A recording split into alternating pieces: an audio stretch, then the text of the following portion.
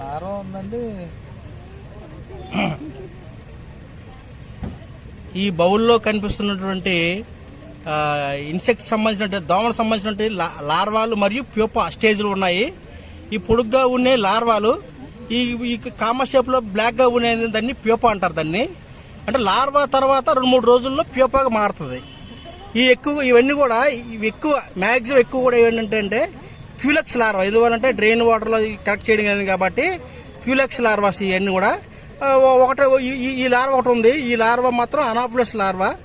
తర్వాత ఏంటంటే culex, Anopheles, dengue, Aedes larva కూడా ఎక్కువ ఉన్నాయి. కానీ ఎక్కువగా ఉండే దీంట్లో మాత్రం క్యూలెక్స్ లార్వాలు ఉన్నాయి. ఎందువల్లంటే అంటే క్యూలెక్స్ లార్వాకి ఎడిస్ లార్వాకి మీకు డిఫరెన్స్ తెలుసుకుంటే క్యూలెక్స్ లార్వా, ఎడిస్ లార్వా రెండు కూడా నీటికి నిటారుగా ఉంటాయి. గాలి పీల్చుకోవడానికి నిటారుగా ఉండి పైన గాలి గొట్టం పైన పెట్టి గాలి పీల్చుకుంటాయి.